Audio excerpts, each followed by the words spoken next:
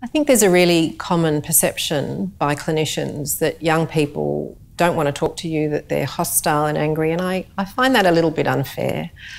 I think it's really important just to say to yourself, it's normal for a teenager not to want to open up. They don't trust you yet. You haven't engaged them yet. Or remember what it was like when you were a teenager. Would you have opened up to a complete stranger? If you're feeling frustrated or angry, just check that, because that's going to get in the way, in fact, of engagement. Think about what the young person's going through, and then you can start the conversation just gradually and patiently. What a young person may bring to the conversation.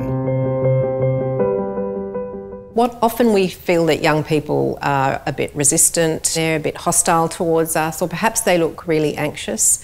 And a really good technique for dealing with that immediately is to actually try and name the feeling that's in the room. So perhaps just making a comment that they seem rather angry or they seem a bit anxious. How are they feeling? And even just naming that and putting it out on the table often overcomes that barrier and allows the conversation to continue. You're looking a bit down, not as happy as you usually are. Do you want to tell me what's going on? Yeah. There has been a couple of things on my mind. Young people often are really desperate to tell you something. They're just checking you out first, and they decide when it's time and they're ready to tell you. And if there's one thing that I can say out of all this, now after talking about everything, you really need to know how to active listen. You really need to. It does happen sometimes where the person tries to be too cool and it gets a bit awkward. So make sure not to get too cool. A really important way of assessing a young person is to understand adolescent development, and to understand that development kind of takes place in about 3 different substages, and that at those different stages there are different things to look out for. So we know, for example, that risk-taking behaviour starts around the middle of adolescence. Someone who starts puberty much younger might go through that middle part of adolescence and risk-taking a bit earlier, whereas someone might not do any risk-taking, or it might happen much later age-wise. So when you're talking to 12 to 13-year-olds, they're pretty concrete thinkers. Keep it simple, keep the sentences short. They don't really have a very good idea of the future. The future to them is the weekend. Later teens, their brain has certainly progressed. They're able to think more in abstract concepts. They are already thinking a little bit about the future. They're able to plan a bit better. They're able to understand the importance of routines. And of course, use your common sense. Not all 15-year-olds are identical, and it's important to take into account things that might interfere with communication, like a young person is stressed, sick, have mental health problems.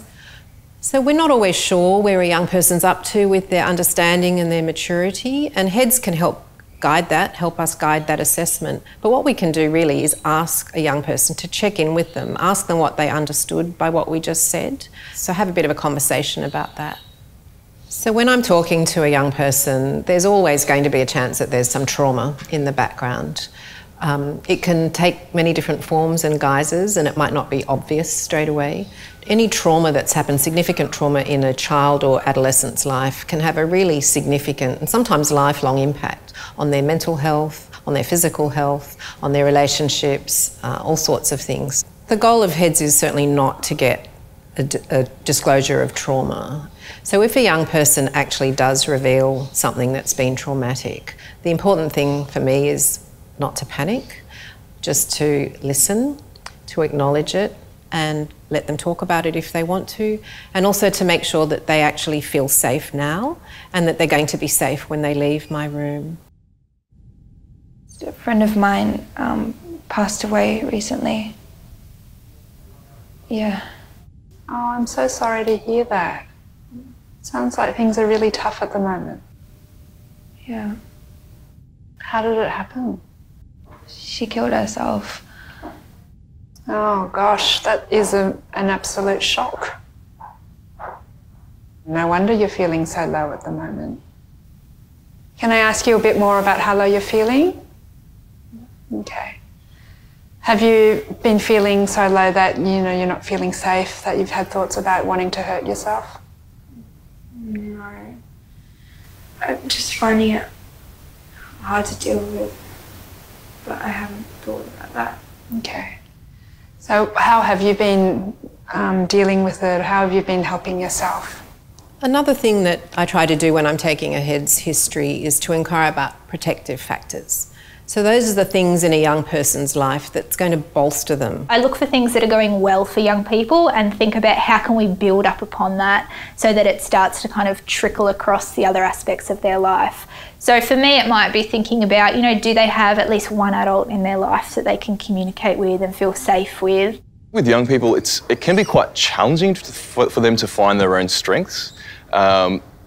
So I'm constantly kind of scanning the conversation for areas where they might, identify something that, I can take away and say, hey, look, that was a real strength of yours. The young people really value it when you're reflecting back on some of their strengths. Young people are really, really clear that they notice when a clinician is being judgmental. But I'm often asked by clinicians, well, if a young person discloses that they're doing something that's really dangerous or unsafe or you just think is somehow wrong, how do you approach that without coming across as judgmental? So a really good example would be something like a young person who tells me that they got drunk on the weekend and they got into a car with someone or they had unprotected sex. And I might think to myself, well, that sounds, silly or stupid even or risky. And the important thing then when you're communicating that to the young person is not to make that judgment, because in fact that's my judgment. So I think the difference is when we understand an issue, we might take into consideration how that young person's got to that position, what their previous experiences have been. And the process then is to get them to reflect on that and come up with their own judgment about it. I will always though point out what some of the health consequences can be and have a conversation with them about that. We usually get pretty hammered actually. Yeah. Okay. And would you do that at a pub or at a mate's house? Yeah, usually at the pub. Yeah. And how would you normally get home from a night out? Sometimes mates drive me, sometimes I just walk. Yeah. Okay. Behaviour. What I find helpful is to keep an open mind, to listen and probe and explore rather than kind of being tempted to rush in with facts or lessons straight away. Trust is actually the key to everything. If you can gain their trust, then everything else will follow.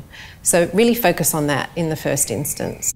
And again, just reminding yourself to be honest with the young person and that, again, you're not going to capture everything in the first conversation. The next video is Useful Tips for HEEADSS Conversations. It covers techniques for starting conversations, tips for parent conversations, and navigating the discussion.